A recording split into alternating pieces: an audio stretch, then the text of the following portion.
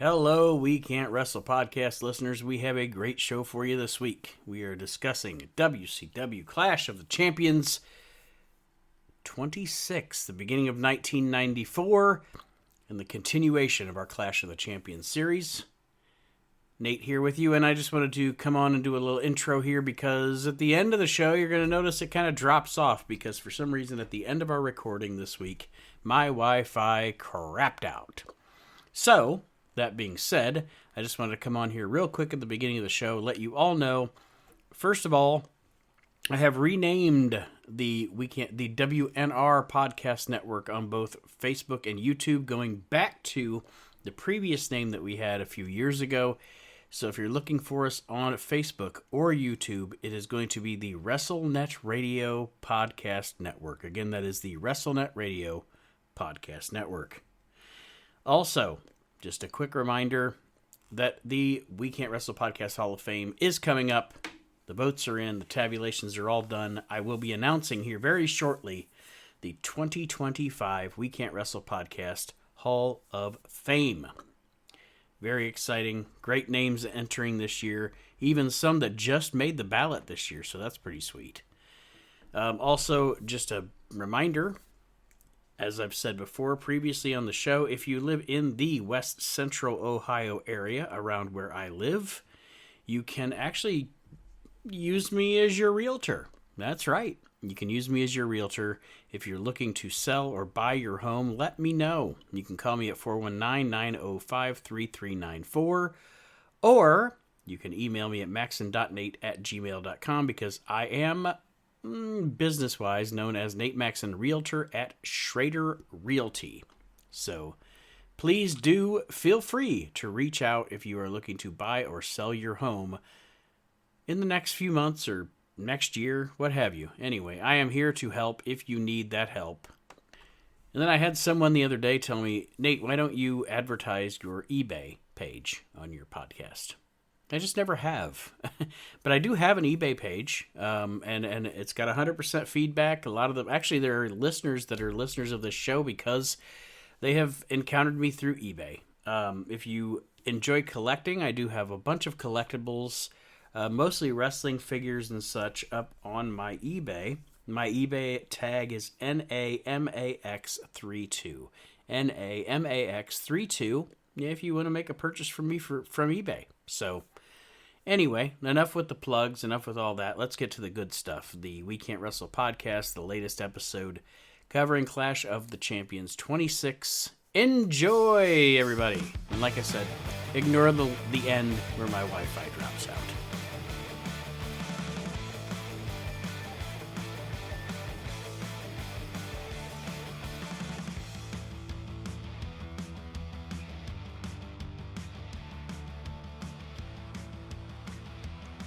Hello, wrestling fans, and welcome to episode 273 of the We Can't Wrestle podcast. Nate Maxon, your host, here with you, along with my brother Aaron. Hello, everybody. And the OG, Kyle Army, is here with us this week. The OG. The OG. The OG. Of the We Can't Wrestle podcast. Yeah, what a clash it was, man. Yes, it is. Clash of the Champions 26 is our topic this week as we continue our Clash of the Champions series. But first, before we do that, before we get in Aaron's Wayback Machine, I did want to mention, for those of you that don't know, as we record this on Sunday evening, there's a reason that right when we started this show and ever since the beginning of it, the first thing I say at the beginning of every We Can't Wrestle podcast is, hello, wrestling fans. And that's because of Bob Caudle. Hello, wrestling fans. Welcome to Mid-Atlantic Championship Wrestling. And we've talked about Bob Caudle quite a bit here on this Clash of the Champions series because he was a part of a lot of the earlier ones. But I just wanted to, Bob Caudle passed away last night, apparently in the middle of the night, peacefully. He was 95 years old, so it's not like he didn't live a good long life. Yeah, he didn't wreck his Harley. But Bob Caudle is one of those announcers that when Aaron and I were growing up in Toledo, Ohio, we didn't get I mean, other than a Clash of the Champions that might be on TBS, I didn't see a lot of Bob Caudle. I didn't see a lot of Bob Caudle until later in life when I got to go back and watch Mid-Atlantic and watch more Smoky Mountain than we got to see back then. Bob, everybody knows how much I love Lance Russell. Bob's right there with Lance with me.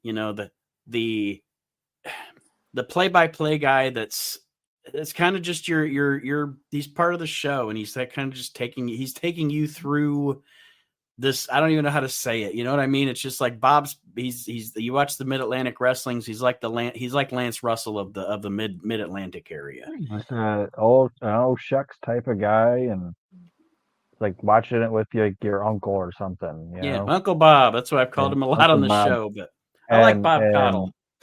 And he never, how do I want to say it? I'm not saying like he put over the heels or whatever, but he was always he just called it. And like if somebody hit somebody with a chair, he wasn't always like, oh, what a dastardly devious thing. He's like, oh, he just hit him with a chair. Can you believe that? And nobody really ever beat him up or anything. Like he was just, yeah.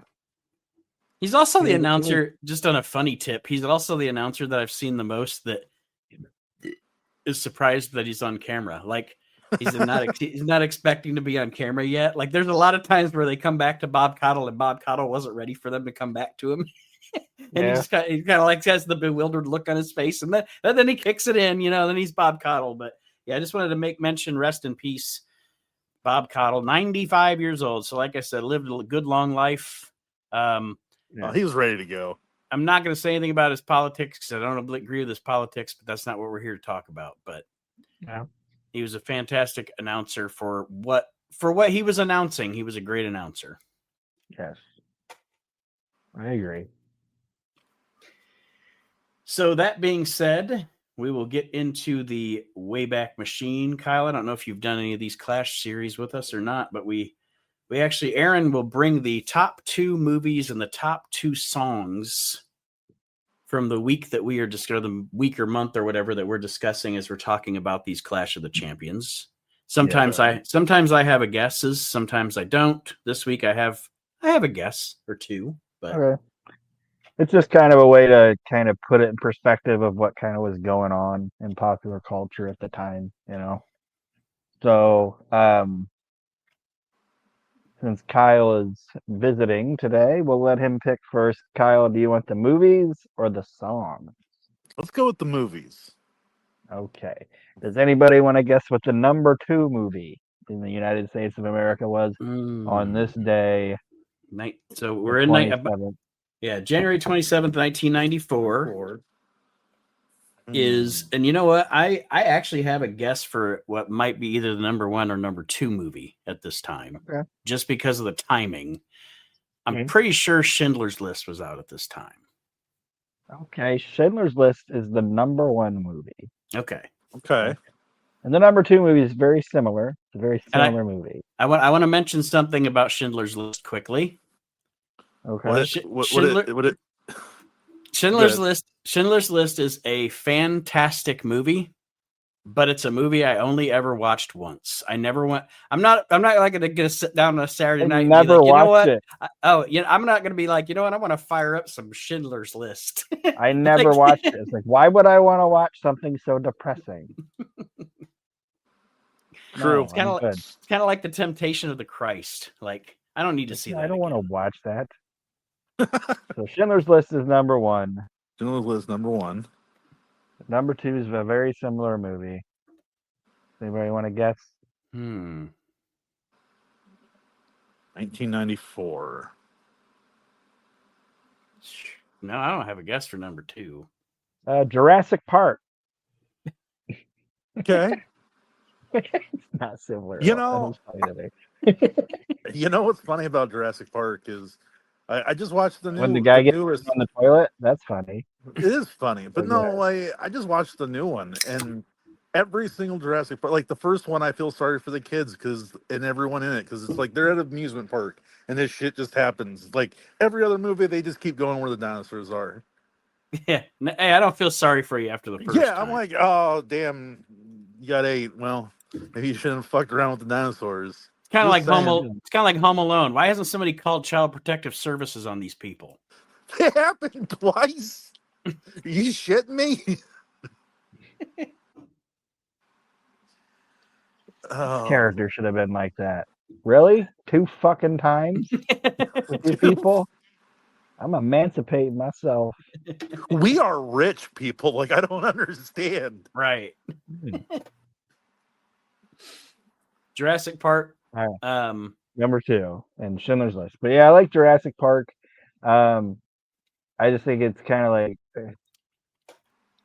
beating Just a dead imagine horse after a while. You know, it's like, Jesus Christ, how many of these fucking movies do we need? imagine the couple or the family that was like, "What do we want to see tonight, kids? We got Jurassic Park or Schindler's List." Ugh. Now I want to see the movie with the two combined. Oh my. Schindler's Park, Schindler's Park. Jurassic List. I don't know. Oh, Schindler's pissed. They show the concentration camp, but it has the exciting Jurassic Park music.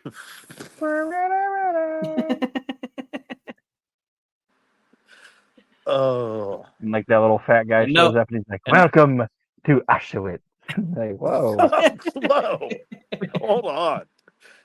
Yeah. And Newman's still in the movie. Of course. Dies in a completely different way. That's who I'm going to have play Hitler. Newman? Yeah, just the fat Hitler. Hello, Hitler.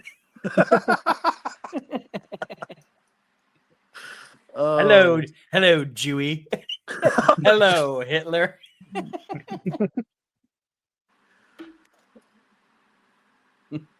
Right. This is finally the one that's going to get us taken off the air, and I own it. Anyway, number 1 and number 2 songs. What do you guys want to guess? You just want me? If you just want, or you just want me to tell you? I got it.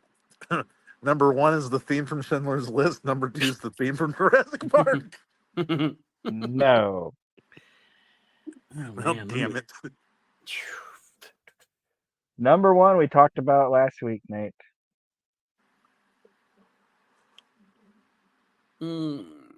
Is it something by Michael Jackson? By Michael Jackson? No. Okay. I have no idea. We talked about it last week, Nate. But anyway, Nate doesn't remember. Prince? It's the horrible, horrible All for Love by Adam, Sting, and Stewart. Oh, Adam, Sting, and Stewart. Ass. Yes. Yeah. Okay. That's what that is. The theme song from fucking Three Musketeers. Oh, I've never seen Three Musketeers or read it. I watched it once and remember nothing about it. I think we talked about that. Yeah. And then, anybody want to guess number 2? Number 2 is a good song. Is number 2? God, it's 94. I'm always gonna guess that in 93 and 94. I'm always taking a shot that they're in the top. It's because they were so big at the time. Is it a Boyz II Men song? No. Oh, shit. Is it Chumbawamba? No, that's later. Is it? Okay. Yeah, Chumbawamba was like when we were in like junior high school. I think Chumbawamba's like 97, maybe 98. Yeah. But it's The Sign by Ace of Base. Oh, I like Ace of Base. Ace of Base too. Ace of Base is like one of my I guess you call it like my guilty pleasure, like 90s pop bands. I listen to Ace of Base. I'll jam out Ace of Base now. Yeah, that's what I'm saying. That's a good song. Sign comes on. I'm like, all right, yeah. You know, so that was good. So one movie I've never seen, one movie I liked, song I hate, and a song I like. So that's what that was. So you can think about Vader pulling up to the Riverside Centralplex, just blasting Ace of Base. Eating the Three Musketeers. Yeah. Well, he's eating a Three Musketeers. Yeah, he's fucking mowing down on that. Yeah. And then update from last week. Remember when we were trying to figure out when Mean Gene actually debuted? Yes. And you said there's no way they did it on a WCW Saturday night. They did, didn't They they? did it on a WCW Saturday night. Yeah, He I swore. He did. Oh, go ahead. I was going to say, I swore he debuted at like Fall Brawl or Halloween Havoc. Nope, they introduced him at WCW Saturday night on 11/6/1993. Wow. So he'd only been there. Wow. About a month. That surprises me because I don't know. Just in my brain, because my brain remembers him because he does the first. I know this is my nerdiness, but he does the first couple of SummerSlam reports for SummerSlam '93, and then all of a sudden it's that Joe Fowler guy. Yeah. And Mean Gene's gone. So I honestly, so that's August. I thought he was in WCW by September or October. So, okay. No, it was November 11. At least that's when it was on TV. Right. You know what I mean? Right. It's WCW. Knowing WCW, he could have debuted the day after SummerSlam, but his actual Mean Gene's here. First appearance on television was 11/6/93. All right. On Saturday night. Thanks for clearing that up. Yes. This is Clash of the Champions 26, January 27th, 1994, in Baton Rouge, Louisiana, at the Riverside Complex. And of course, we open with Mean Gene. And I'm surprised he didn't say, "Welcome to Clash of the Champions. Call 1-900-909-99." Because Gene loves to plug that fucking hotline, buddy.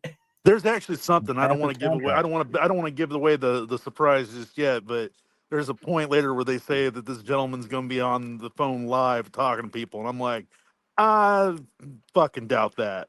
But yeah, Mean Gene opens the show on the ramp, talks about, they're in Baton Rouge and et cetera, et cetera. We're going to find out who the new commissioner of WCW is tonight. And then I love this. Like, and I'm being told I'm introduced. Oh my God. Oh my God. This follows me everywhere. I want to ask you guys, because you guys you're a little bit older and stuff, and you have you're watching this stuff live. Was there any indication that Bobby Heenan was going to WCW at this time? Was there like a rumor? Was there any at this or time, was this like a legit surprise? Like one day all of a sudden you're just like, holy shit. At this time I wouldn't at this time I wouldn't have known because I wasn't reading the dirt sheets. Okay. I remember him leaving Monday Night Raw. And I don't think even that would have been like the biggest leak or whatever, because Bobby left. What was that? It was right after Survivor Series 93. Because he does Survivor Series 93 because that's when he makes all the joke about Brett's brothers. Yeah, which is one of the greatest nights in the history of wrestling commentary. But because Bobby didn't even really intend on, if I remember reading or hearing right, he didn't even really. I think he legitimately thought about like retiring. Yes. But the money was good, and he didn't have to travel, and he was right by his daughter for college, and yeah. So I think it was just kind of like, yeah. I mean, it was a big surprise. So if you guys don't, like I said, Nate didn't get to say it right away, but this is the WCW debut of Bobby the Brain Heenan, and Gene Okerlund asks him, "What the hell are you doing here?" And Bobby says, "I was asked to come here by Ted and Jane." Like he's saying he's personally hired by Ted Turner and Jane Fonda. And I didn't mean to monopolize what we're talking about, but I love the fact that he's also like during the entire night being like, when I take over, when I'm in charge. He's like, Dusty Rhodes, I'm on fire. It's Bobby Heenan before, like, you can tell he's ready to go. He's loving what he's doing. I remembered what I wrote down here on my note because I actually laughed like out loud. Because I remembered Gene introducing him and the whole, oh my God, this guy follows me everywhere. Like I remembered that. and it was funny. But what I forgot was when Bobby gets up to Gene and they're face to face, Gene looks at Bobby and goes, "What a nightmare." Yeah, what a night. I thought that was so fucking funny. Like right to his fucking face. What a nightmare. But Gene, I had. Oh, God. I was just going to say, Gene and Bobby they never had the A++ chemistry that Bobby and Gorilla had, but right underneath. You know what I mean? Yeah. Yeah. It My favorite honestly joke feels. between my. Oh, God. No, go ahead. I was gonna say my favorite joke of those two ever is when Gene's teaching him how to golf, and he's like, "Okay, Bobby, address the ball. Hello, ball." Like, it makes me fucking laugh every time. I Hello, wish I ball. could be a fly on the wall to hear some of their conversation, because you got to imagine, like, maybe on camera they didn't have that chemistry, but behind the scenes, I bet you it was. They both were alcoholics, and I mean, see those two men sit down and share a cocktail. It'd be interesting to listen to them. but Yeah, the we have. question I Go ahead, Aaron. the question I had before we get into the matches is Nate and Kyle. You can answer this too. I just wrote Nate on the paper because I didn't know you were gonna be on the show. Do you think Bobby is a bigger impact player than Jesse was when Jesse came in? Yes. Yes. Yes. Right. I agree, but the one thing I did notice about Bobby though, as opposed to Jesse, and I give Bob props on it, is I think Jesse when he got there, there's like times where Jesse's doing commentary, like when he first got there, and he doesn't know Yeah. everything that's He going doesn't. on. I was actually going to say that he doesn't. He doesn't have a. I actually have it in my notes here. I didn't think about Jesse, but I have in my notes here. But you can tell watching the show, Bobby Heenan did his homework before he watched the show. Like you can tell, or he came to the show. You can tell he watched some of the TVs, got himself Like brushed there's up on. on what's going on, who this guy is, what that guy like does, what's this going on with this feud. Like there was one point when Jesse debuted at that Super Brawl that he was like, "Is Paul Lee?" I can't remember who it was. I don't know who he thought Paul Lee managed, but he was like, "Is Paul Lee banned from ringside on this one?" Jim Ross, and Jim Ross was like, "Paul doesn't manage him." I can't remember who he thought it was, but like the shit that he didn't know. But Bob showed up, man. I know he hated it very quickly, but Bobby showed up wanting to Yeah, that's what I was saying. Like work. he shows up and you're like, man, he's on fire tonight. Like you can tell, like he's excited, he's ready to go. And then unfortunately it's WCW, so Like he said, wrestling hee haw. yeah. He's like me and Gene should have been popping out of corn. I was so excited when I realized that this was Bobby Heenan's debut. Like I saw Mean Gene come out, and I'm like, wait a minute, this looks awful familiar. And I was like, no, it can't be, because like it surprised me. I'm like, that's really not that much of fanfare. I mean, like it's not too much longer that they roll out and against Hulk Hogan. But to Right. answer your question with Jesse, I think Bobby Heenan is nothing more than he's there when Hulk Hogan comes into WCW. I don't know if Jesse had been there when Hulk could come into WCW, if it might be the other way around but I don't know. Anytime I think of Jesse, I forget that he was even in WCW. Yeah. And in '94, he's still here, but he is quickly replaced on the major things by Bobby. Mm-hmm. Because he And gets Aaron really shit cans him. Yeah. The opening matchup here I thought was going to be better than it was. Tag team I really like, obviously pretty wonderful. Paul Orndorff and Paul Roma with the Assassin against Too Cold Scorpio and Marcus Alexander Bagwell with a chubby Teddy Long. It's always funny to see Teddy when he's chubby with a big head.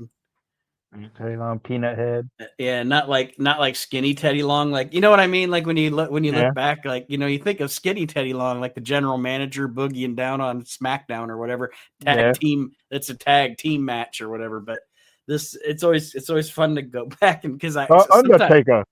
Yeah, yeah, you will face the Undertaker. The Undertaker. That's the Teddy Long I always think of. I kind of sometimes forget about fat-headed Teddy Long in WCW till he shows up on a show. I can't remember which SmackDown it is, but there's one where Vince he like brings back Teddy Long and Teddy gets lost in it for a minute, and you can see Vince getting pissed.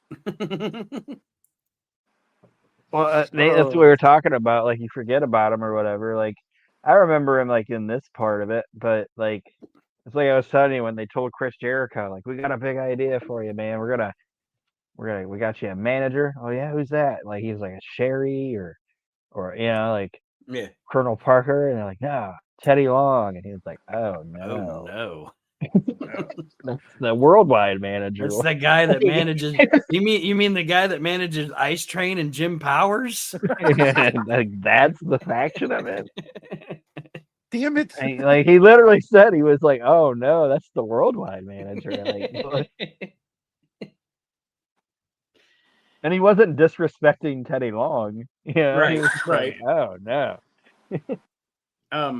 This match, and Aaron and I have discussed it. I guess I'll ask you, Kyle. I'm sure we've discussed it in one of the episodes way back or whatever, but Aaron and I discussed Paul Roma a lot. I am a fan of Paul Roma as a tag team wrestler. He's a great tag team wrestler, and he's kind of underrated. And as a matter of fact, like I'm glad you brought that up, because that was like the first indication to me that, like, well, fucking Robbie's brought his A game tonight, because he brings up about Paul Roma. Like, he's putting all the talent over in a big way. And you're just like, I'm sitting this going, I'm like, why in the fuck didn't Paul Roma get more of a chance? Right. You know, well, fair enough. Fair enough. But like, even just this whole match, like, you're right, they don't get it to do much. It should have been better, but like, even like Too Cold Scorpio, I'm like, why? Damn it! Like, why didn't Flash Funk work? There's certain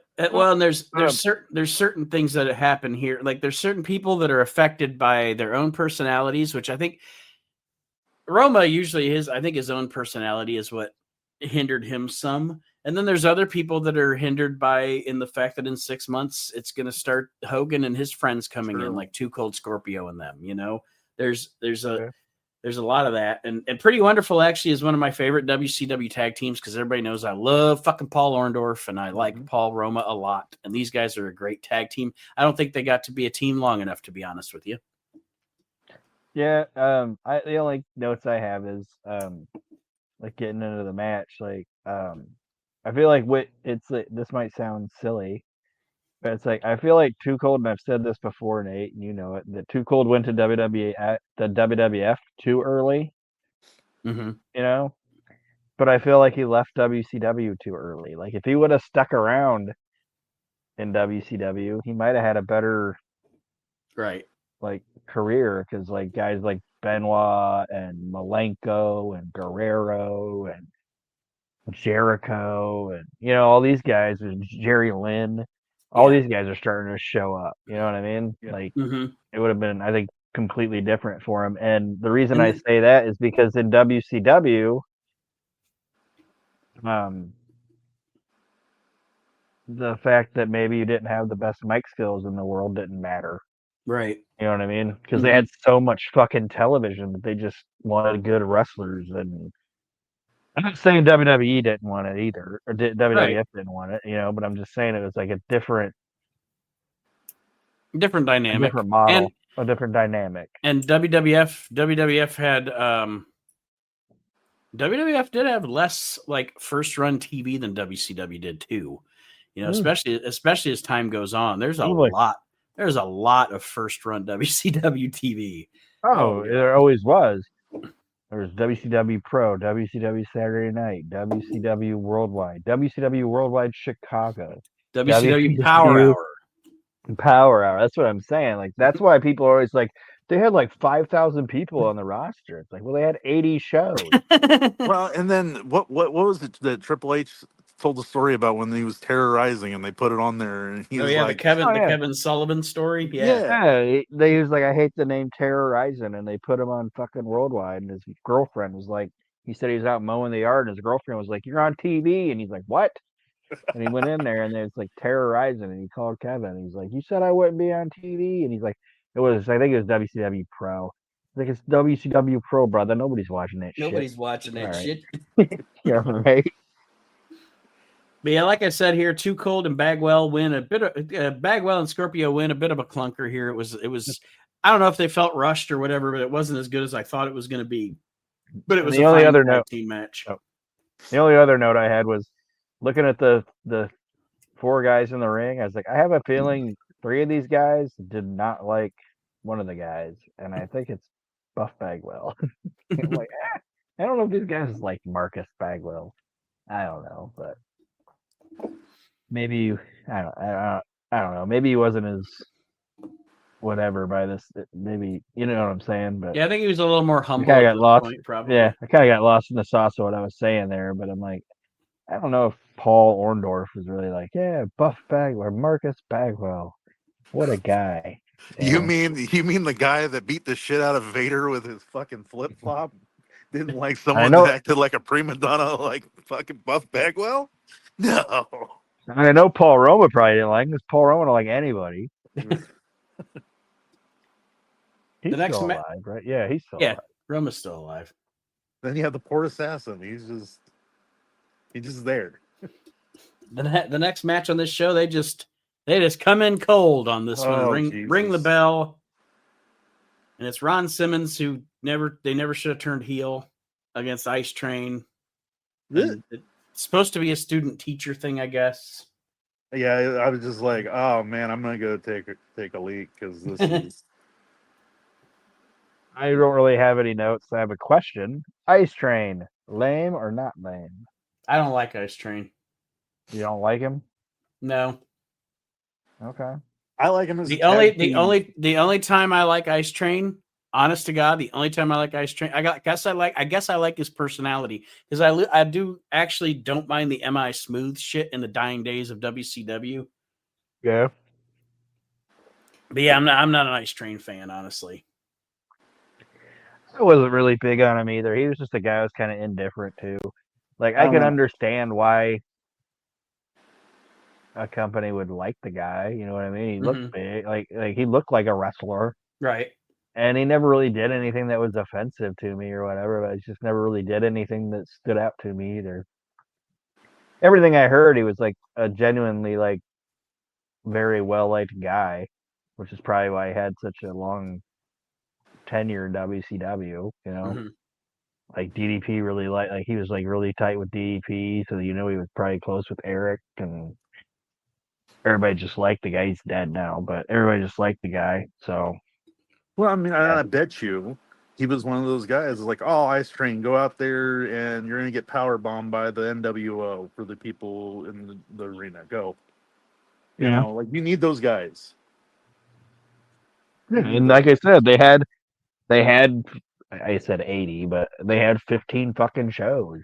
Yeah. So they need people, they can't have fucking Randy Savage on every single fucking show. Like you got to have.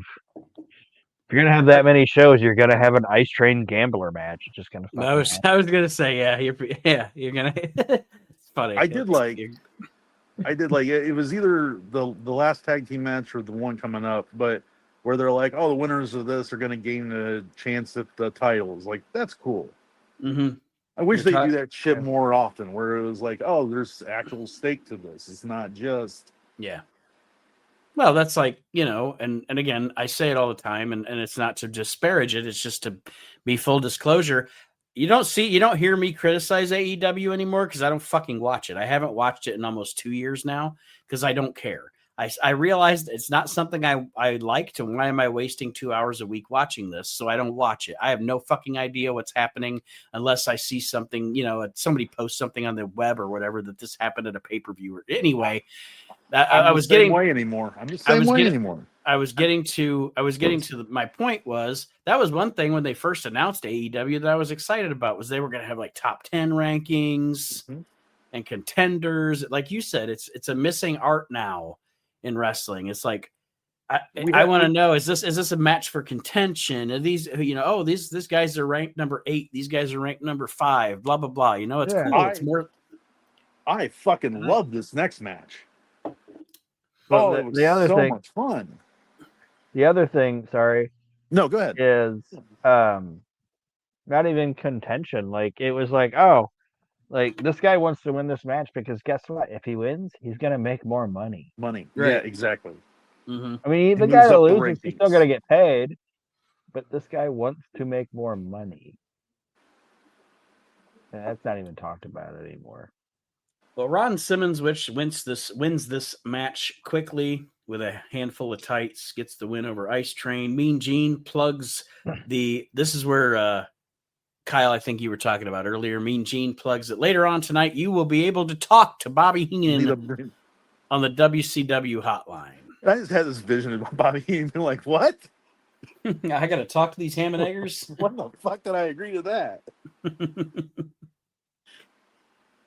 And Gene interviews one of my favorite combinations ever. Steve Austin and Colonel Robert Parker. Like, Nate, dude, I know I always when we were kids, I kind of favored WCW. Yeah. But like we're really in my jam sandwich when we get into like 92 through 94. Like that's my WCW jam, man. Like up until Spring Stampede. Mm-hmm. Like it's like, oh, I fucking love it. And these two guys were great together. And I love the fact that Steve Austin is now Colonel Parker. Yeah. Like, dude, it's so funny. He comes out, I'm like, holy shit, that's 2001 Steve Austin. Like, he's just fucking having fun with it. Like, oh. Yeah. And I love Colonel Robert Parker, man. I got I love Robert Fuller just in general.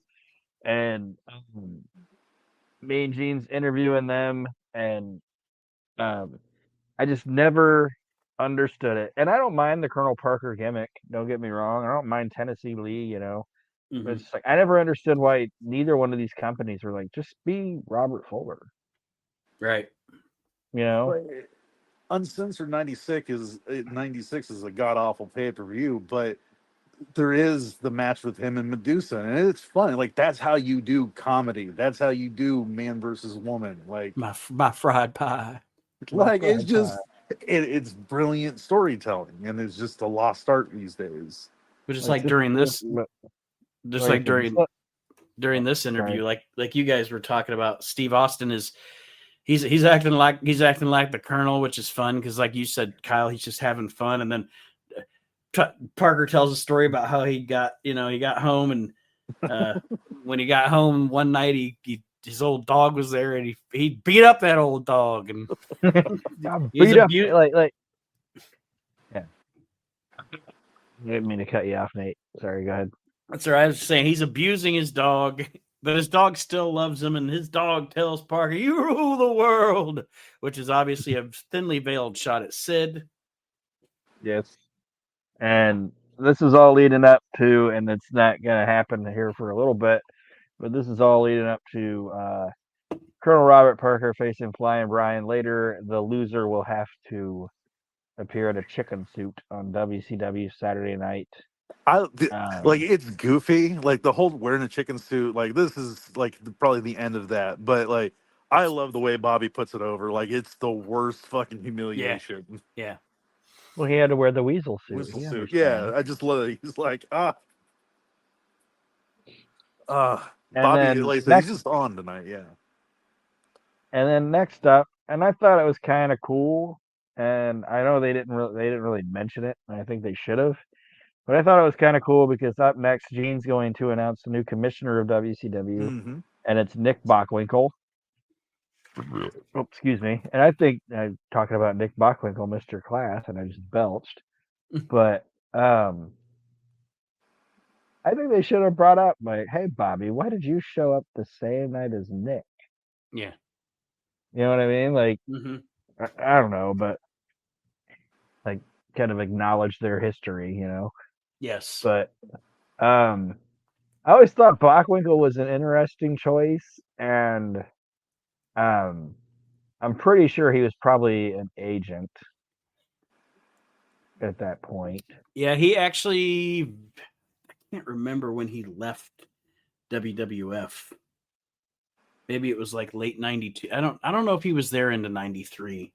But yeah, he started, I think he started working behind the scenes for WCW before they gave him this on-screen role. But he's a good pick because guy for it. He's the perfect guy for it. yeah, he's classy. He carries himself talk. he carries himself like the boss. And I wrote down Nick Bockwinkel. I always thought older Nick Bockwinkel, not necessarily younger Nick, but older Nick Bockwinkel always seemed like that guy to me that always smelled like Old Spice. And when he talked to you, he put his hand on your shoulder. Yeah. Like, and there's always a hint of cigarette. Yeah, a little bit, a little waft of cigarette and Old Spice mixed together. Yeah, it's like his teeth are a little stained, but it's not too bad. Why do you keep trying to touch me? Fucking quit it. He's got to touch you so he knows he's got your attention. That's great. If we can see that by me looking you in the eyes, we don't have to. And he was still, like, I don't want to say, like, later on he's going to have some interaction, and he was still in shape enough to where if he was going to have to do something like that, like, it didn't look ridiculous. Yeah. Mm-hmm. I don't know. It's like fucking Stu Hart. It's like, God damn it. Like, no, I don't want you to touch me because you're going to fucking stretch me. I'll quit. Yeah. You old fuckers are all the same with this shit. Like, stop. Yeah, I just thought Nick was a good choice. No, he absolutely is. I mean, it's fucking Nick Bockwinkel. I mean, the man is legend. I mean, you could tell WCW is definitely trying to do kind of what the WWF was like. We need our Jack Tunney. We need our figure. Like, that's the guy that.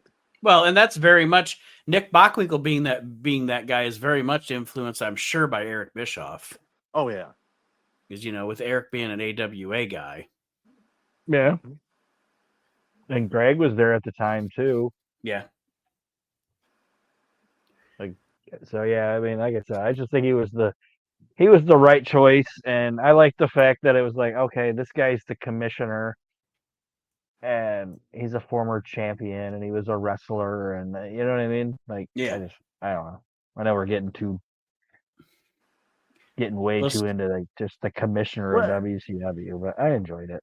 It was also because he was also that guy that he had a heel run, he had a face run, like he had done both sides where the fans knew that he was legitimate on both sides, and like that he would be. I mean, it's the reason why Steve Austin was the sheriff for so long. Speaking of smokers, the next guy up is Gordon Solie here. Gordon Solie paired up with Bobby Heenan. This probably, I mean, not, and it wouldn't have even been commentary, but this would be the first time Gordon Solie and Bobby Heenan would be together on TV since like Georgia in like '82. Yeah. But yeah, they're actually fun together. There's a couple times because they bring Gordon in on some pay-per-views too, where they give Tony a break and bring Gordon in, Mm-hmm. And what's funny with them, like Gorilla hardly ever really laughed at Bobby's jokes, like he didn't like put it over. Yeah. On purpose. Yeah. I know there's times when Jesse or Gorilla actually did laugh, but I'm just saying, like, what I like about Gordon Solie and Bobby is Bobby will say some off the wall shit, and Gordon Solie will just be like, "All right, Bobby," like he doesn't even like stop it, or what are you talking about? Like he just laughs at his fucking shit, and then it's like, look at that move. Like he doesn't chastise him or whatever. I don't know. And kudos to Tony for bowing out and not like trying to. Because there's that moment where you just have those two going back and you're like, fuck, this is just two pros who know what they're doing. Yeah. But I thought it was really cool to hear them commentate together. Mm-hmm. Yeah. I was tattooing, and when this came up, and I was like, oh, I was like, dude, check this out. I'm like, it's fucking Gordon Solly. Like, this is gonna be like, it was a nice surprise. It was great to see and get to hear him. And him. At some point during the day before they worked together, him and Bobby had a smoke break together. Oh God, yes. A joint. I think Gordon Sully smoked joints. And what a match There's no way. for them to call, because Lord Steven Regal and Dustin Rhodes. Like, here's what I wrote down about and I just want to put this thought out there really quick. Yeah. What I wrote down about these guys is these two facing each other, and hear me out. You guys are going to know what I mean. These two facing each other one-on-one in one of each of their best times, because these are two guys that are such up and down professional wrestlers because of their addictions and stuff. That's in my note. I said two of the best ever redemption stories in the history of professional wrestling are these two guys. Yep.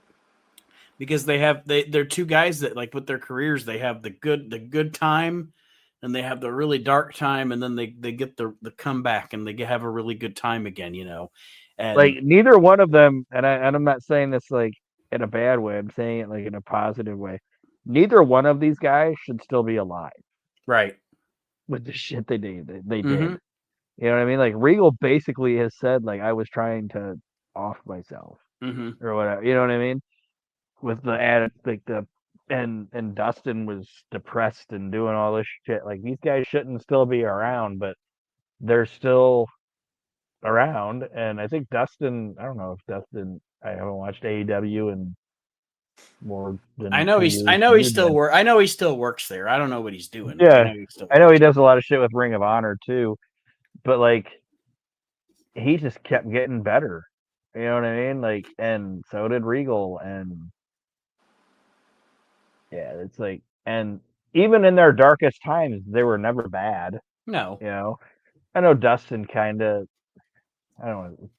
Dustin had a little bit of a rough patch when he was like that Black Rain thing and all that in TNA.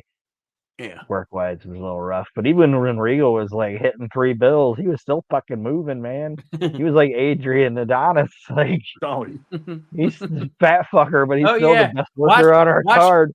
Watch Steven Regal versus X-Pac at Survivor Series 98. It's the best match of the night. Yeah. and Regal's he still had put it down, but I'm saying, like, when he came back to WCW there for a little bit and had to wear that singlet and shit, he was pushing 3 bills almost. It's like, oh, he looks like shit, but he's still better than anybody else. Right? The only better person than him is fucking Finlay, you know? Yeah. But yeah, Finlay could probably still go now. Probably can. Oh, he probably outwork everybody. But it's just funny that you said that, because I actually have that in my note. And then it's funny because we were talking about last week with Regal being, like, personally my favorite TV champion. Like, it sets out early that he's not even trying to defeat Dustin. Like, he keeps, like, looking at. I love the fact that he would always, like, look at Sir William, and Sir William would be like, 10 minutes. Yeah, I actually wrote that down too. Like, he's not trying to beat the guy; he's just trying to beat the clock. Yes, and it's great. It's the perfect thing. Yeah. Yeah.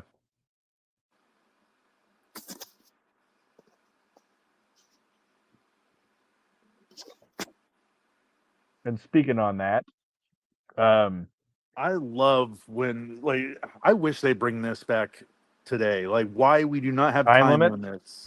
It blows my fucking mind. Like, what a great story. Like, anytime I get to see any of these where, like, time is a factor, it's like, this is so good. What? Again, it's an athletic competition. Like, we should have these rules. How can you break the rules if you don't have any?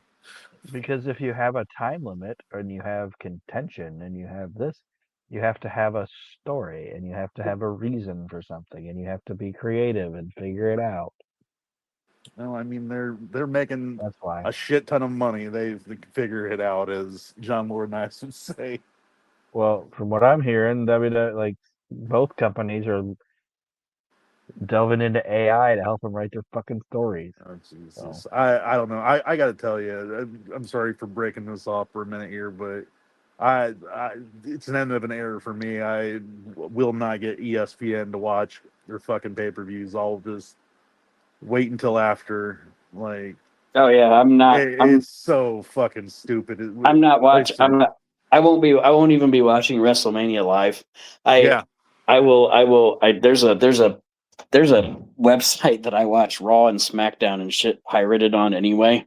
Isn't that fucking stupid? It And shouldn't be. and I can just mirror it. I can just take an HDMI cable, and if WrestleMania Saturday is on Saturday, I'll watch WrestleMania Saturday on Sunday, and then I'll watch WrestleMania Sunday on Monday. Fuck it, I don't care. That I'm not as invested anymore as I used to be anyway. I'm invested in the old stuff, I'm invested in watching the old stuff because it's like, wow, this is pro wrestling when it was done right and when it was enjoyable. And I can get caught up in these fucking storylines and I can get caught up in this. Like, that's the biggest thing about it for any of those fans. If you're feeling discouraged, go watch independents. Go check out your local wrestling shows. I guarantee it's going to be funner than what you're fucking watching on Raw. And again, I'm not. I watch Raw and SmackDown every week. I'm not going to say I don't, but I don't watch them live anymore, and I don't watch the whole show either. I fast forward through it what I don't want to see. But anyway, speaking of a time limit, that's what this one does. William Regal outsurvives or outlasts Dustin Rhodes into the 15-minute time limit, which is it used to be 10 minutes if it was like a standard show like Saturday night, WCW Pro, WCW Worldwide, WCW Worldwide Pro, WCW Pro World Pro, WCW Main Event, WCW. Anyway, I'm kidding. WCW Main Pros. Main Pro. But Regal survives and in the 15-minute time limit, and he's still now the champion, and that's how that goes with a time limit draw of a very solid, good 15-minute match. Yes, I enjoyed this match a lot. And then Gino interviews. And like Kyle said, it helped. Just as a side note, like Kyle said earlier, it also was cool that it was Soley and Heenan calling this match together. So yes. And then Mean Gene interviews Aaron Neville, one of my favorite wrestling celebrities. He looks like he could take Ice Train. Looks like he's Ice Train's dad.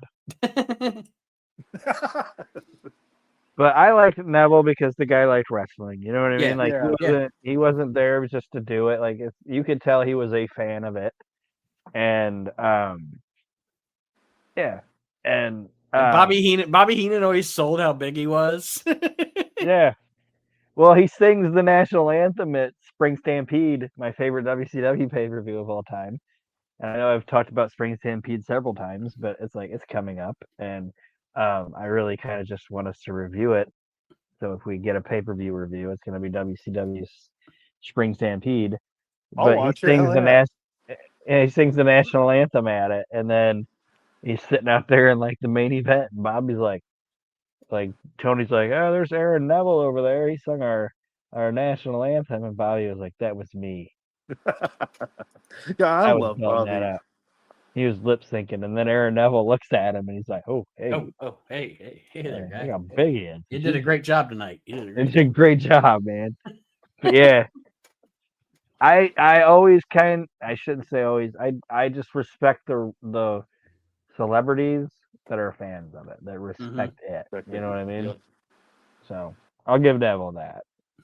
I'm not a huge Aaron Neville like musical fan, but right.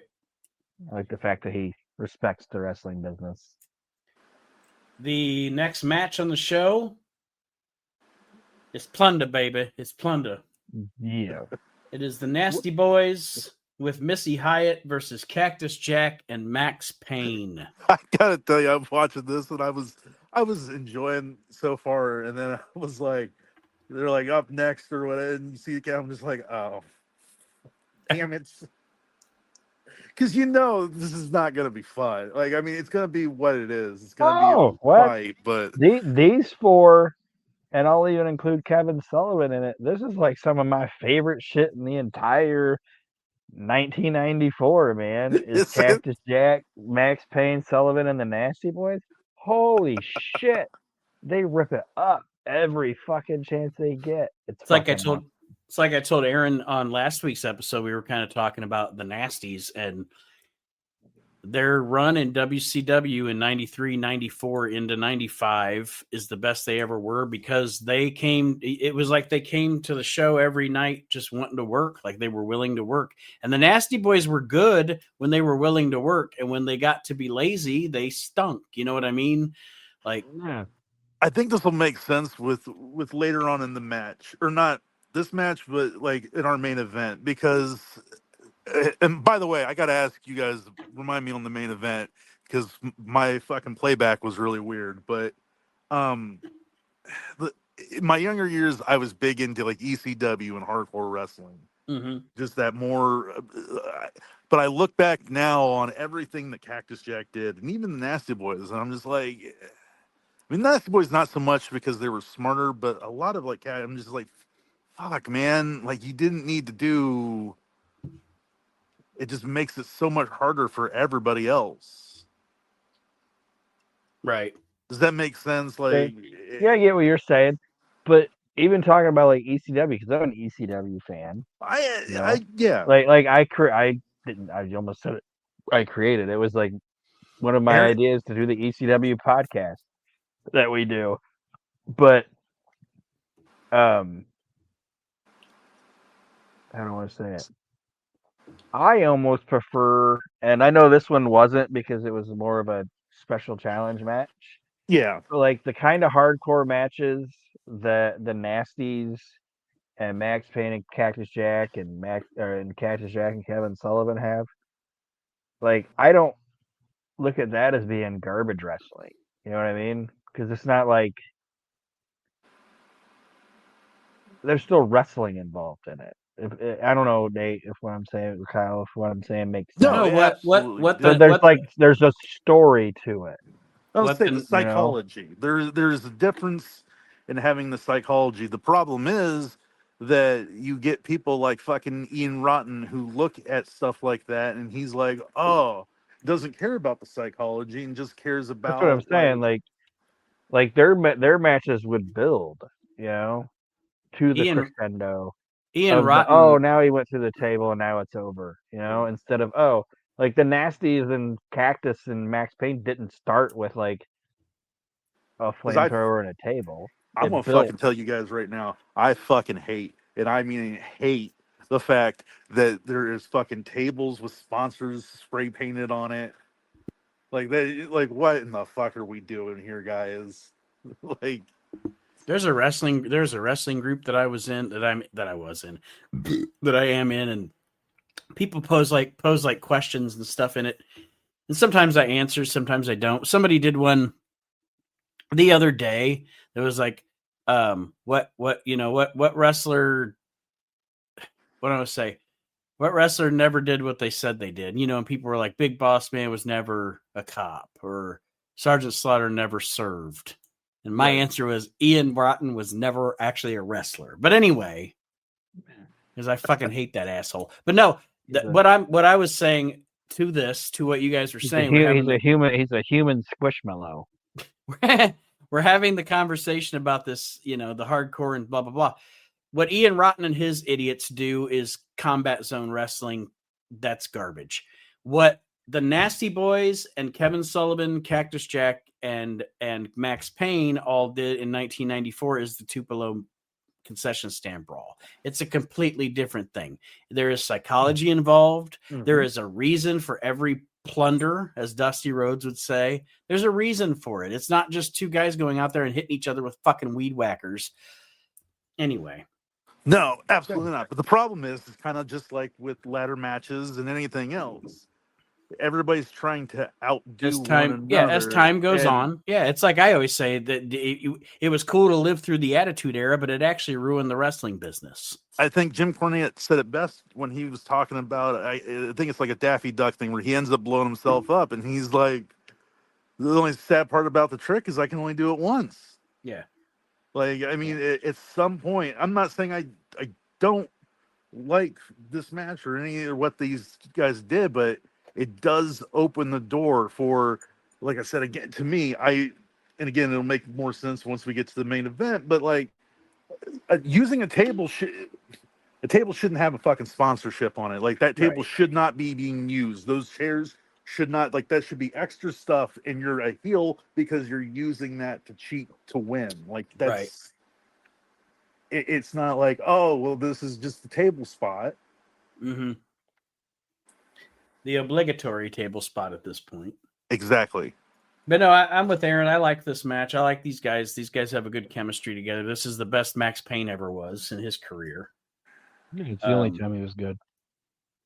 I don't know. It was kind of like it's like three. One of these guys is not like the other. Any specific notes from the match, Aaron, that you had?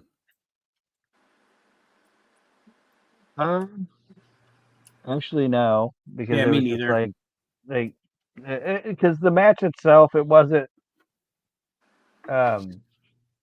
like a knockdown drag out thing for him. It was just a vehicle to keep the feud going. Mm-hmm. So Non-title it wasn't match. like it. Yeah, it wasn't like a crazy hardcore match or anything. It was just these four guys doing their thing. And Cactus Jack pinned Brian Knobbs after Max Payne hit an elbow on him, and that's how it went. And then Cactus Jack, after the match, gives the old lip lock on Missy Hyatt, and Bobby Heenan says, "Oof, talk about your hoof and mouth." Hoof and mouth. I swear to God, Cactus Jack is kind of like Big Show for me in WCW. Every time I watch old WCW, he's either a good guy or a bad guy. Yeah, they didn't know. They didn't know what they wanted him to be. It's like And silly. it's your revolving door of bookers and how they view him. You know. Yeah. But the next match, Oh, so much fun. Tony Schiavone's back on commentary with Bobby now. Boo. Sorry, Tony. And- Can you just go away and just let us have Gordon and Bobby the rest of the night? I like Tony. I do too, Yeah. but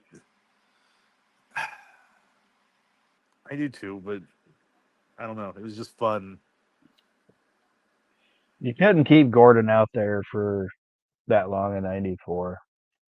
It's okay. Well, like What it Gordon, was. you just be like, "Listen, I'm gonna go take a piss. I'll be right back." He's like, And at then this point, he's gonna get And then here drunk. comes Gordon this with a point- beer, and at this point, I'm fucking loaded. Yeah. It's a pure 6-pack. The next match, Brian Pillman and Colonel Robert Parker in the aforementioned chicken suit match. Robert Parker comes to the ring with what is the greatest thing that a wrestling person has ever thrown to the crowd, because who doesn't like some fried fucking chicken? Like, I'd be like, you know what? I like this guy. He's my favorite because he gave me some fried chicken. Chicken. Yeah. there was the local show. I don't went to. want your foam finger. Give me some fried You fucking want your- chicken. Yeah. There was a guy named Mr. Fitness that was giving out Little Debbie's to people, and I was like, "That's fucking funny. That's brilliant." I'm fitting this Little Debbie in my mouth. And I was like, man, I hope when he beats the guy, he's like fucking Ted DiBiase and puts the Twinkie in the guy that he didn't. But His manager should be a lady named Little Debbie, see, like a midget named Debbie, like my little Debbie. why little why snack haven't we become famous for this yet? Like, seriously, we could do it. And then he can have his little gay sidekick too, Twinkie.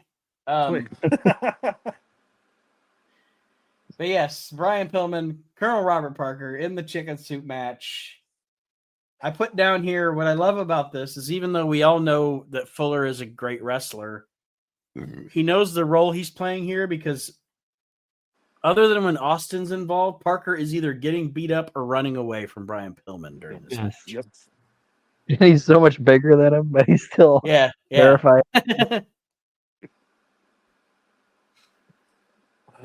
Like, I mean, that's it. Like, Parker never did that. Like, Regal talked about it because Regal's actually a big guy, and I don't want to go back to Regal. You know, he's actually he's like bigger than people think he is. You know, but he said he used to like wrestle slouch down, and when he was like the GM, he'd like slouch down because he didn't want to like be bigger than. Like, I shouldn't be almost as tall as Shad Jaspar, you know, or you know what I mean? But fucking Fuller never did that shit. He was like, I'm big, I'm fucking whatever, here I am. You know what I mean? Well, that's what's funny about fucking in like 86 and early 87 WWF TV interviews with Ken Resnick. Like, Ken Resnick is taller than like 75% of the wrestlers. It's good, man. I don't know why he didn't stay there. Yeah, me neither. I like Ken Resnick. I thought he was he was a solid fucking interviewer. Yeah, I don't know why he didn't stick around. But like we said earlier, and during the match, Steve Austin is even doing a Colonel Robert Parker shtick outside the match. Yeah, and I don't know if you guys had any specific notes on, like I said, my only really big notes on the match were the fact that other than when Austin was interfering, Parker was doing a good job of playing the chicken shit, you know? Yeah, and the fans are into this. I think, like, up until the main event, and I think even more than the main event, this was like the match the fans were the most into. Yeah.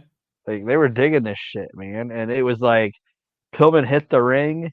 And the minute he hit the ring, this match was just balls to the wall, man. Like, they didn't slow down. And Parker and Steve were just bouncing all around for Brian Pillman. And as the match goes on, Parker and Austin try to bail. They run down the ramp. And the boss shows up and he stops them and from getting away.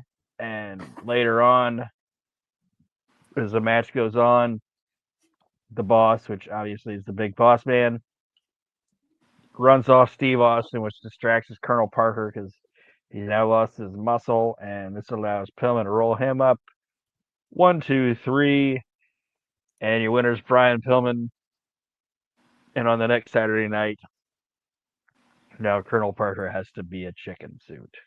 I swear to God, somebody called him the boss man. Oh, Bobby probably did. Bobby probably did. I swear to God, I heard him say big boss man. I'm like, wait, what? Bob probably did. Yeah, this is Ray Traylor beginning his journey in WCW where he's trying to seemingly tie Brutus Beefcake for the most amount of gimmicks. Well, everything they tried to do with him, they were like, the WWE was like, gimmick infringement. God, he was like, what? The Guardian Angel and that. Yeah, that was stupid. That referee out there wasn't supposed to be in that ring.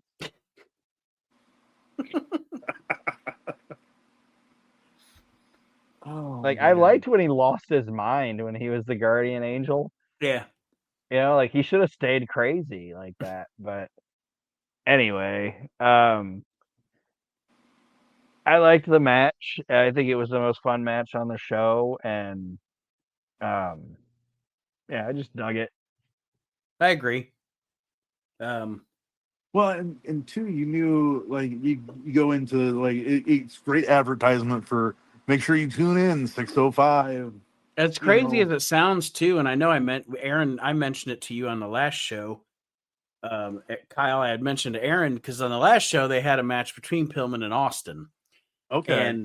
And I always thought, as crazy as it sounds, Pillman and Austin were a fucking amazing tag team. But whenever they wrestled each other, it was never really that good. I don't know what it was, but they just, and I'm not saying it sucked. That's not what I'm saying at all. But it wasn't what you would think it is. This match was actually better than Pillman and Austin on the last show. Oh, it definitely was. And I think it's just a thing of, like, those guys would. It's kind of like when they had Flair wrestle Anderson. I don't know. That's what I was about to say. It's like these guys would rather be teaming than fighting each other. Yeah. Well, the next match on the show is our main event. It is an elimination tag team match. I was like, holy shit. You guys found the one time where Sting didn't get fucking screwed over by Ric Flair.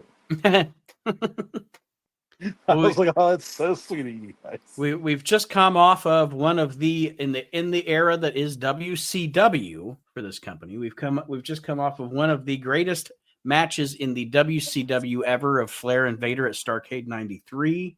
Mm-hmm. Vader is no longer the champion, but he doesn't need to be the champion because he went back to the White Castle of Fear and got his motherfucking cape. Yes, That was my note. That was my note. Was I hope he got his White Castle of Fear cape on.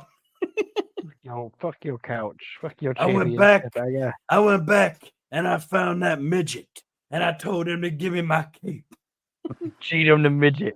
Yeah. Cheat him the midget. Spin the Yeah, wheel, cheat make the him. deal. Here's a grape. Yeah. Give me my cape. Yes, it's Vader and Ravishing Rick Rude. I don't know why I thought that. Give it to me, cheat him. Give it to me, cheat him, so I can beat him. You got fucking Harley Race standing back in the back. Yeah. Going, yeah. Give him take the grape. Give him the cape. I don't know why the grape. I don't know why I thought that was so fucking funny. He's giving this midget a grape to get his cape back.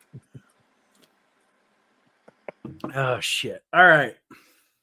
So yes, it's You should have to solve 3 riddles to get my cape, and I'll settle for a grape.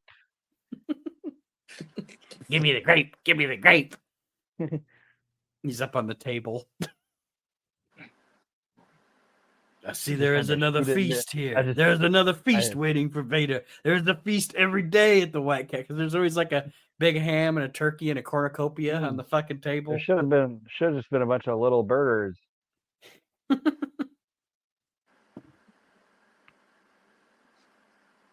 Jalapeno sliders. Yes, it's Big Vader and Ravishing Rick Rude with Harley Race against Sting and the WCW World Champion Ric Flair in an elimination tag team match. Nick Bockwinkel is at ringside with the announcers. Michael Buffer is doing the announcing.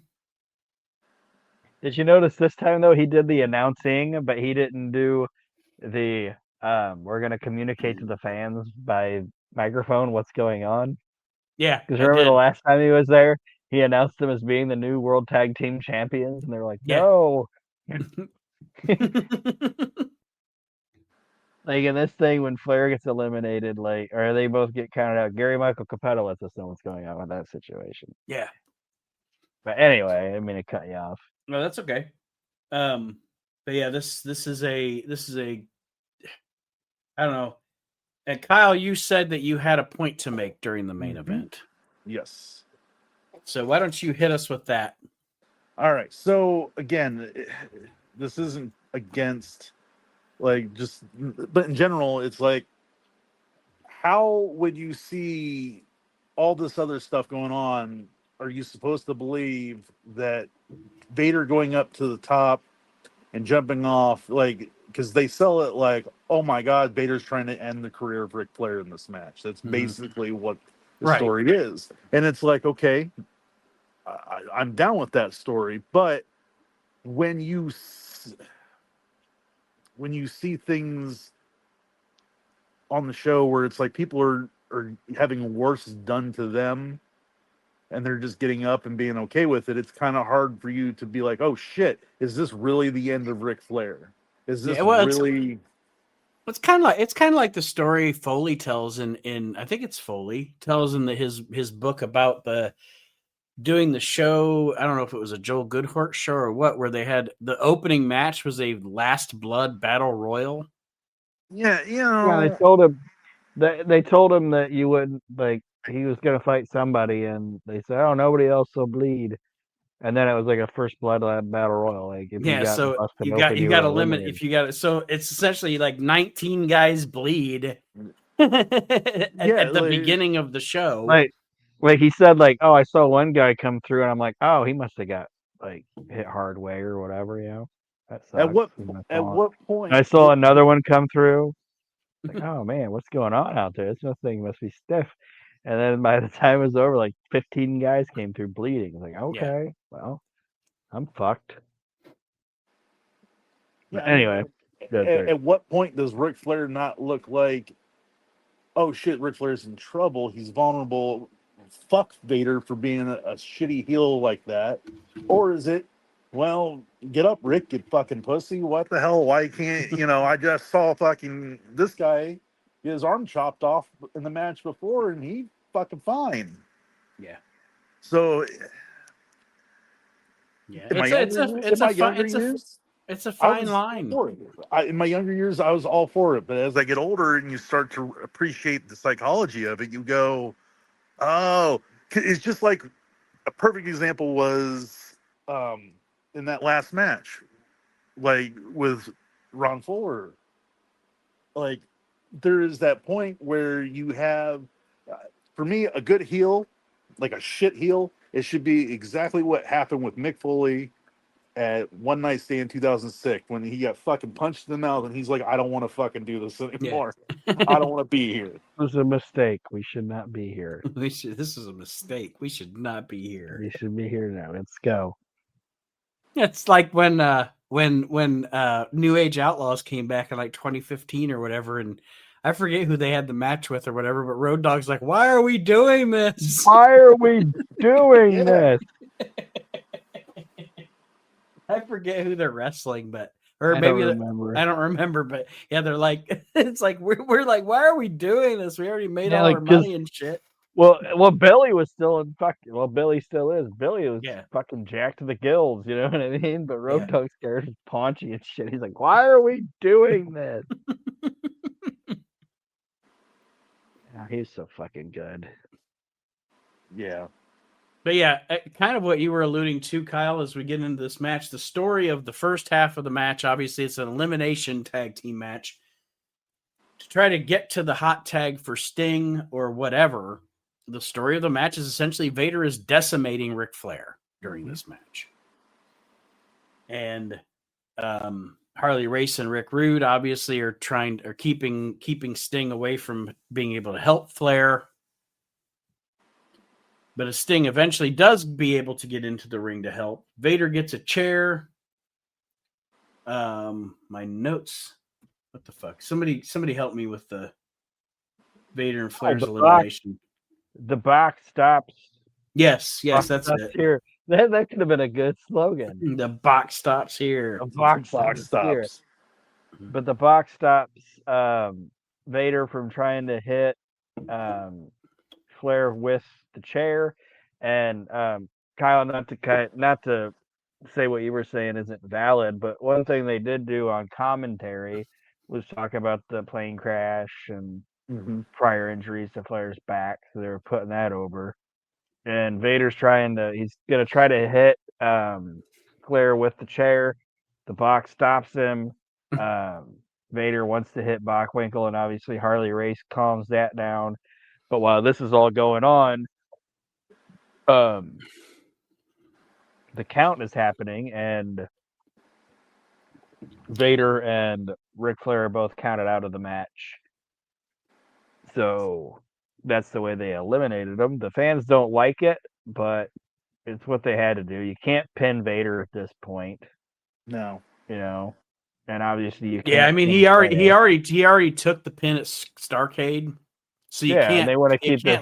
They want to keep this feud going because they're going to go into Slamboree, Super Brawl, and they're Super Brawl, right? Yeah, Super. I don't know why I said Slamboree, but Super Brawl and their Thunder Cage match. So they got to keep that going. So yeah, it was the right. I know it's kind of a count out finish or whatever, but it was the right idea. I did write down there is a very audible shit from Vader. Yes, I wrote that. I was like, oh. Yeah. I think Vader may be the wrestler that says shit on television the most, because here he says shit, and then that one time in WWF, he's like, "I'm a big fat piece of shit." Big fat piece of shit. My Big fat piece of favorite, shit. my favorite shit is like when Brett's going off and fucking Sid comes out. No, He's yeah. like, I don't know shit. I I don't don't know know shit. shit.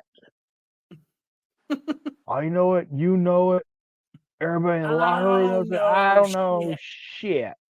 That Raw, those first two Raws are so much fun to watch because everybody's getting Yeah. used to that fucking. Yeah. There's never been that big ass fucking Titantron and shit before. Yep. Yeah, that shit's insane. I like what's his nut?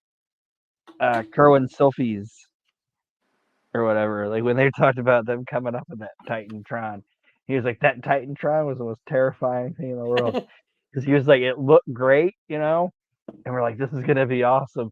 But if this fails for 2.5 hours, Vince is gonna be sitting right in front. Right Like it's in gonna be front of it. sitting Yeah, right he's in front of him gonna be looking at it the whole and time. the whole fucking time. If this thing doesn't work, we are fucked. But like I said, this thing comes down to now Rude and Flair are eliminated. Not Rude and Flair, sorry. Vader and Flair are eliminated, so it goes down to Sting and Rude. And I liked the WWF WCW guy question. Yeah.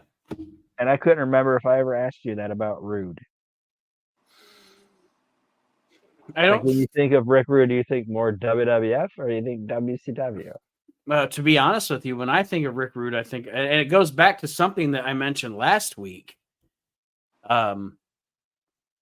When I said that, you remember Rick Rude as like this legendary Intercontinental Champion. He was only champ for like 3 months. Like, Yeah. I mean, he had the belt from WrestleMania 5 to SummerSlam 89. But no, when I think of Rick Rude, honest to God, I think of Rick Rude. I think of WCW. I think of that WCW. I think of WCW. I think he's Rick a Rude. WCW guy. And he wasn't even there that long. He wasn't even there that long either. But when I think of Rick Rude, I not to be like corny or a cop-out answer, but honest to God, I look at him as the only man that was ever good enough to show up on WCW, WWF, and ECW in the same week. That's. I will say this too, as far as time goes, and again, it's that time thing, Mm-hmm. He actually spent more time, if you're counting Crockett Promotions, Aaron, he spent more time in WCW than he did the WWF. Like he came into the WWF in late 87. I know. And he's gone by the end of 90. So, 2.5, 3 years. Yeah. And then WCW, he's there from 91 until Hogan comes back. And then he had the stuff before with Manny Fernandez and stuff. So, yeah, I mean, I do. I think of him as a WCW guy. And he fit better in that company, too. He just did.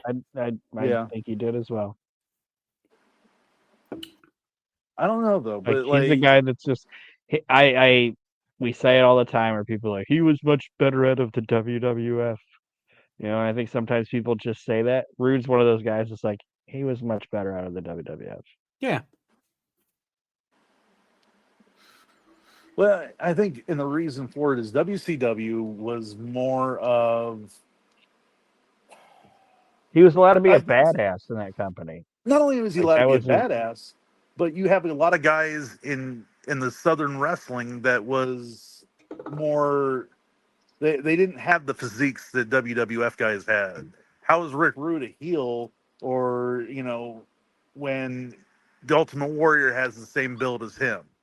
Like that works because Rick Rude can come out there and shit talk everybody, especially if your fan base is more Southern. Yeah. Because they're gonna, it's just predominantly how it's always been. I'm gonna be honest with you guys, and I know we're getting in the weeds here, but we can wrap it up. We still have we usually do about 90 minutes. We still got like 10 minutes here. It's funny now that we're talking about it. Like, although it's fun, I actually like of all the shit he ever did. Rick Rude's WWF run is probably my least favorite because I actually like him really. I like him in a world class with Percy Pringle better than the WWF run. That's Like what I'm saying. Like I'm coming to an. his. Oh, go ahead. No, I was going to say his WWF run is actually the worst of his career. Not wrong. I mean, it's just like again, it's how can he stand out in the And I mean, and it's not that he didn't. It's not that he wasn't good, and that's not that he wasn't entertaining. Like I really like the Rick Rude Jake Roberts feud. You know. I mean, growing up, it was always always like this to me. It was New York, like WWF was. It was entertainment. Southern wrestling was real. If that makes sense. Like yeah, there's a lot of people that grew up in that or that were like, yes, there's a lot of people that say that too. Like they'll be like, that WWF stuff that's I don't know, that might be a little phony, but I think that Southern wrestling that's on the up and up. I think it's because when he was in WWF, he was kind of put in a box, you know, like with his character. Yeah, and then he didn't want to be with Bobby. Yeah, but when he's in like WCW or even like you said when he's like in World Class and shit like that, it wasn't so much like his character thought he was the best looking thing in the world, but that wasn't all his character was. Right. Yeah, the best. It's funny because the best of his WWF run is at the end. He cuts his hair. He does the more badass thing going into SummerSlam 90 against Warrior. Yeah. Yeah.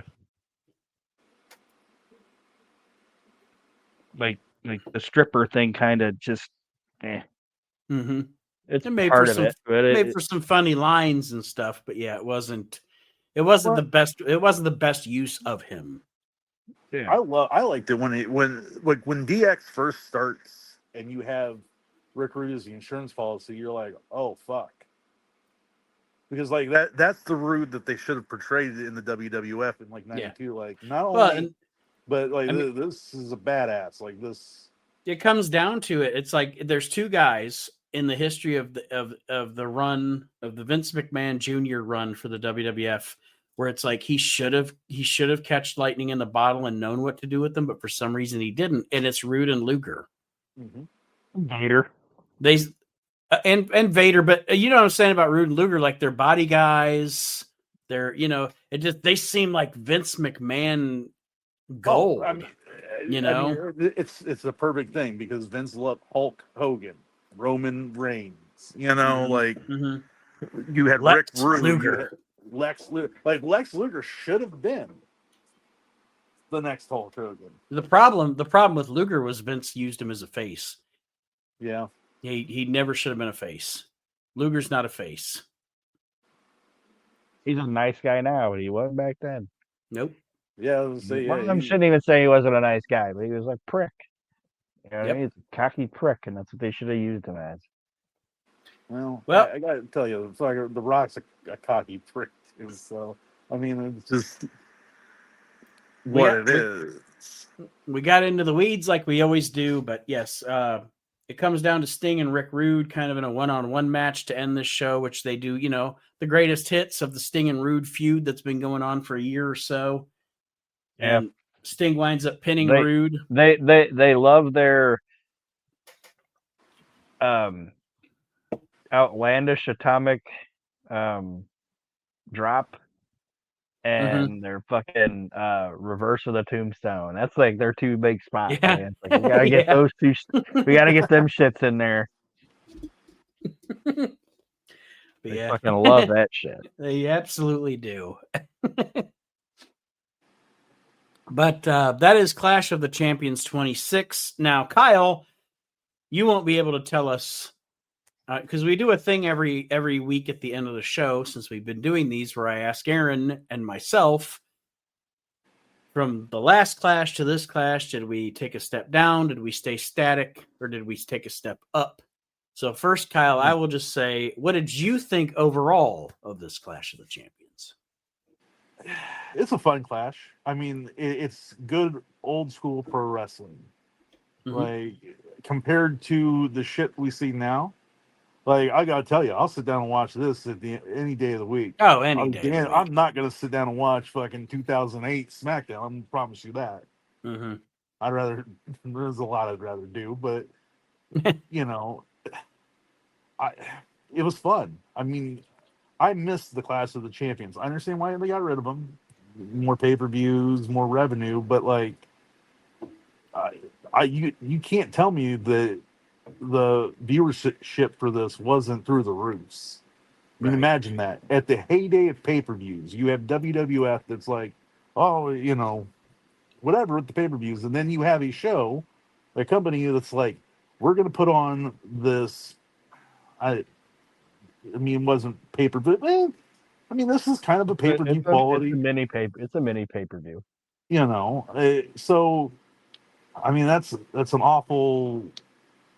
I know big investment and loss of money, but imagine the goodwill that you know. I mean, you get a chance to see. It's just kind of like John Cena or Hulk Hogan, like those people and everything. They got to see a good Sting Flair match. Well, They got to real see quick, Vader and Rude. They got to see. the I don't mean to interrupt you, but No, yeah. I don't want to make your point for you. But the difference, and people might not understand it now. Like Nate said, he has a kid that he works with that didn't know who Bad News Brown was. Mm-hmm. You know what I mean? What they don't understand is like when you watch, like, because now every single Monday Night Raw, Nate's gone. Where'd he go? Maybe he'll be back. Maybe. But what I was gonna say was every single like Monday Night Raw now is a WCW Clash of the Champions. That's true. That is You know what true. I'm saying? Mm-hmm. Like each match is like a big star match, and this guy's fighting this guy and whatever. But you used to have to walk. You used to have to sit through Clash of the. You used to have to, and I shouldn't say sit through because it was still entertaining. But you had to sit and watch the Gambler in this um, while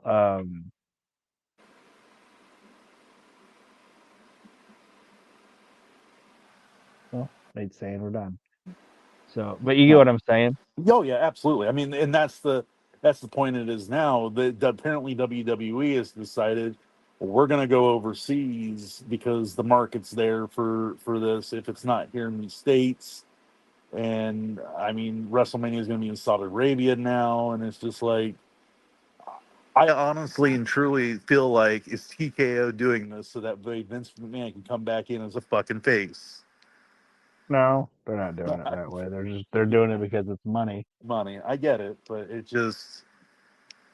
I don't know. The talk that I see is that people are like, oh, maybe it wasn't so bad when Vince. At least he still cared about, keeping ticket prices and Yeah, well, that's what it is now. yeah. But, Yeah. oh, Anyway, I'm sure Nate will tape a sign off for it, but if he doesn't, thanks everybody for listening.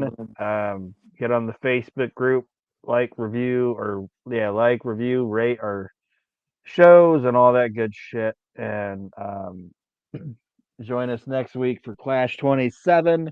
I usually write down what the main event is, but I didn't this time. So, thanks for listening, and R.I.P. Bob Caudle, and good night, everybody.